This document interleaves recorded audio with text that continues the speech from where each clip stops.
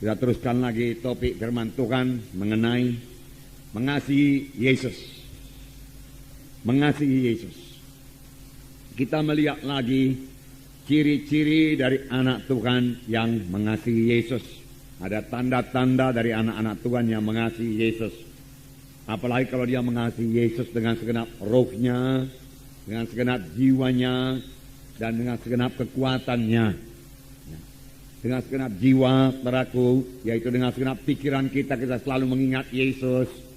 Dengan emosi kita rindu kepada Tuhan Yesus, saudaraku. Dan dengan kehendak kita memang kita suka mengasihi Tuhan Yesus. Inilah hukum yang terutama dan hukum yang terbesar firman Tuhan berkata, saudaraku. Kali ini kita lihat satu ciri lagi, saudaraku, yaitu jika kita mengasihi Tuhan Yesus, kita suka berkorban buat dia. Tidak ada yang berat untuk dikorbankan buat Tuhan Yesus, saudaraku. Sebenarnya, saudaraku, korban kita itu dibanding dengan kasih Tuhan tidak akan pernah sebanding. Tuhan telah memberikan kasih-Nya yang luar biasa kepada kita. Bahkan pada waktu kita masih dalam dosa. Buku 1 Yohanes 4 ayat 19 berkata, kita mengasihi karena Allah lebih dahulu mengasihi kita. Kita patut mengasihi Tuhan karena Tuhan telah lebih dahulu mengasihi saudara, mengasihi saya. Dia mengasihi kita, saudaraku, dengan menggantikan kita dihukum supaya kita jangan dihukum. Dia dijadikan dosa supaya kita jadi kebenaran. Dialah substitusi kita, ganti kita. Itulah sebabnya kita diselamatkan oleh Tuhan Yesus. Dan sesudah selamat, Tuhan mengangkat semua kutuk dosa daripada kita dan memberikan kepada kita berkat Abraham. Sehingga kita berada bagaimana kita ada sekarang. Saudaraku, kita patut mengasihi Tuhan kalau kita ingat dari mana kita dahulu diangkat oleh Tuhan. Dari kematian rohani. Firman Tuhan berkata, dahulu kamu mati oleh segala kesalahan dan dosamu. Kita berjalan dalam kegelapan, tidak ada iman, tidak ada pengharapan, tidak ada hidup. Inilah yang paling parah, tidak ada hidup yang kekal. Tetapi Tuhan telah memberikan kepada kita hidup yang kekal dengan korban yang sangat besar, yaitu Allah memberikan anaknya sendiri, saudaraku. Karena Yesus, saudaraku, dosa kita diampuni, saudaraku, dan Tuhan memberikan kepada kita Roh Kudus yang memimpin kita pada segala kebenaran, pada segala kebenaran. Sesudah itu Roh Kudus, saudaraku, terus memimpinkan kita hari lepas hari. Firman Tuhan berkata Roh Kudus memimpin kita pada segala kebenaran. Firman Tuhan berkata bahwasanya setelah kita dibentuk terus hari lepas hari menjadi bertambah, hari bertambah seperti Yesus. Kita harus berubah kalau kita mau mengikut Yesus. Kita harus berubah dalam pemikiran kita kalau kita mau mengikut Yesus dan sampai kepada panggilan Tuhan Yesus. Kita harus berubah dalam karakter kita, tingkah laku kita kalau kita mau, saudaraku, memuridkan orang lain, saudaraku. Karena memberi teladan adalah yang paling perlu dalam memuridkan orang lain. Kita tidak bisa memuridkan orang lain dengan mengajar saja, tidak. Orang lain melihat hidup kita yang berubah, pemikiran kita yang berubah. Orang lain harus melihat hidup kita yang suci, saudaraku. Dan ini terjadi kepada kita pada waktu Roh Kudus menyadarkan kita ini orang kita ini memiliki lagi karakter-karakter yang diubahkan dan kita mau diubahkan dengan bertobat,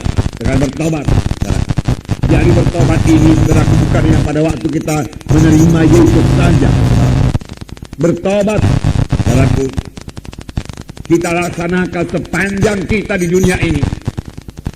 Saudara, pada hari Minggu kita dengarkan satu gaya hidup yang baru, yaitu gaya hidup yang bersekutu dengan Tuhan Yesus. Gaya hidup, saudara, yang berkata-kata dengan Tuhan Yesus, saudara, selalu. Gaya hidup berdoa, gaya hidup yang mengingat Yesus, saudaraku. Saudara, satu lagi, saudaraku, saya tambahkan kepada saudara, gaya hidup bertobat. Apa, saudaraku? Gaya hidup bertobat. Kapan Roh Kudus, saudaraku, menegurkan ada sesuatu dalam hati kita yang tidak turut dengan kehendak Tuhan, segera kita bertobat, kita tinggalkan.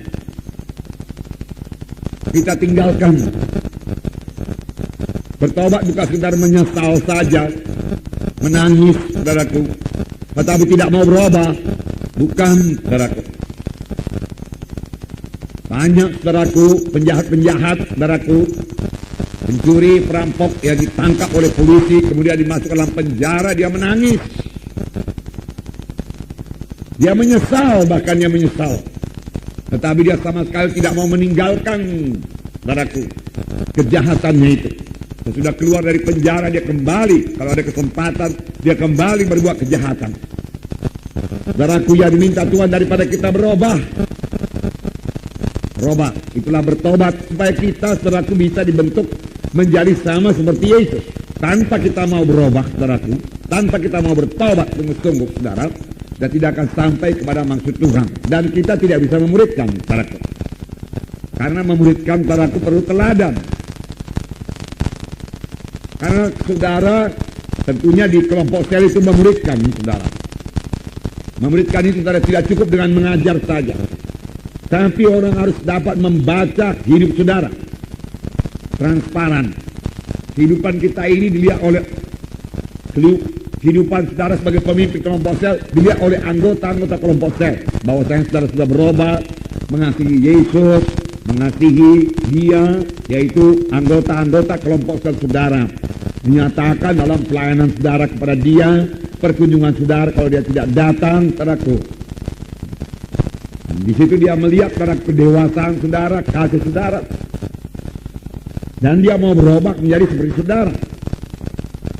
Dan kelak kalau dia sudah berubah, dia akan memberikan orang lain lagi. Demikian pemberitaan berjalan terus. Dari satu generasi rohani kepada generasi yang lain, saudara. Nah, jadi gaya hidup bertobat. Gaya hidup bertobat. Yang meninggalkan segala kebencian Tuhan. Yang meninggalkan semua yang tidak berkenan kepada Tuhan. Yang meninggalkan semua tabiat-tabiat lama.